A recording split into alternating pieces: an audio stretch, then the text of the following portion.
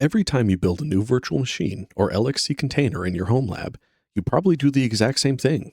Log in your web interface, click through a dozen setup tabs, pick your RAM, configure your network, and hope you remember every checkbox. If that server dies tomorrow, you have to do all the manual clicking from memory. Today we're fixing that with Infrastructure as Code, or IAC. We'll break down what it actually means, why tools like Terraform are a complete game changer for your home lab, and how you can manage an entire stack from a single, repeatable text file.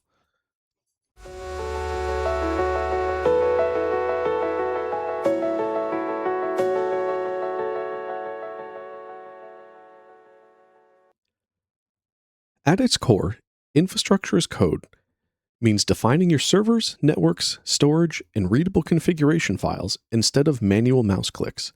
Instead of telling your hypervisor how to build something step by step, you use a declarative configuration. You simply write, I want an Ubuntu LXC with 2 CPU and 2 gigs of RAM. The engine reads that blueprint, talks directly to your server's API, and builds the end state for you.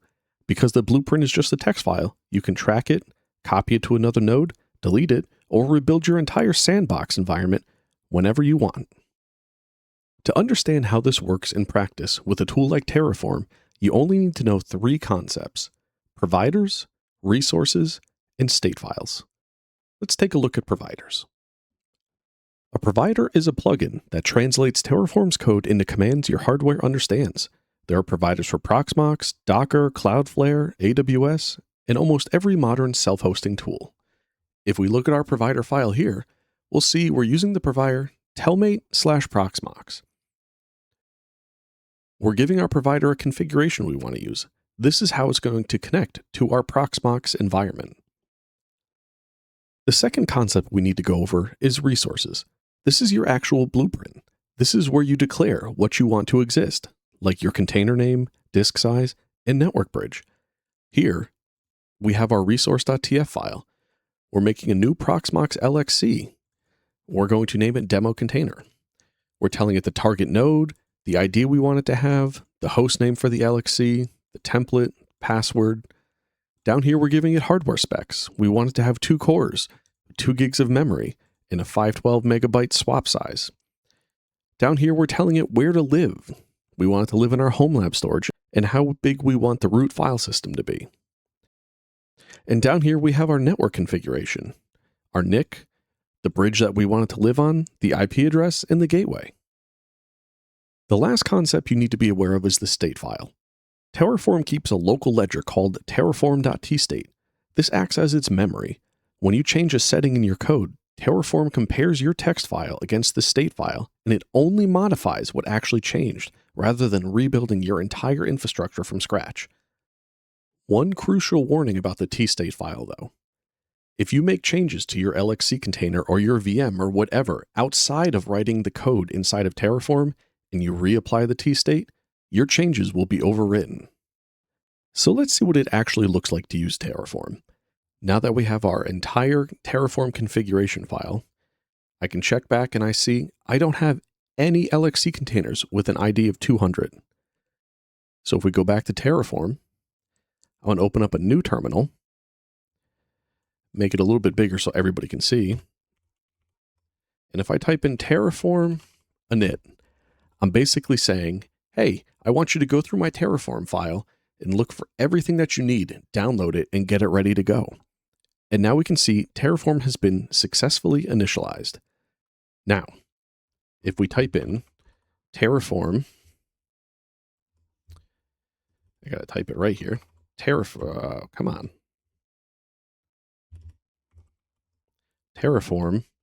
plan.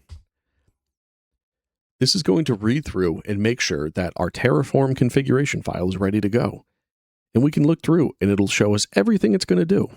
Anything with a plus sign is something that's going to be added. Since we're not deleting anything or modifying anything, we won't see anything but plus signs here. And the last step when we're ready is we type in Terraform, apply. And it's going to say, hey, we're going to do this. Are you sure? And we can enter yes. It's going to say, hey, I'm creating everything for you. We can see over on the left-hand side here, we have that tstate file that I was talking about earlier. And if we go back to our Proxmox, we can see We have a brand new LXC with an ID of 200 called IAC demo. That's exactly what we told Terraform to build. Now the question becomes, why go through all the hassle? Why write all this down for one single server? And the answer is pretty simple. One, it's repeatable. I can deploy as many of these as I want, as quickly as I want, and they'll all be exactly the same every time.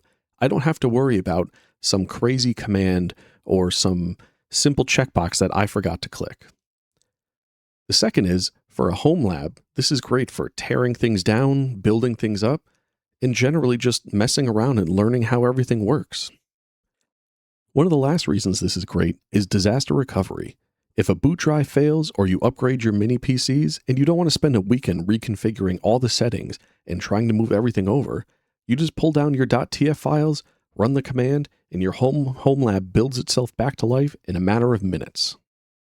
So just as a recap, infrastructure as code means defining and managing your physical hardware, virtual machines, networks, and containers using declarative text files instead of manually clicking through web dashboards or setup wizards.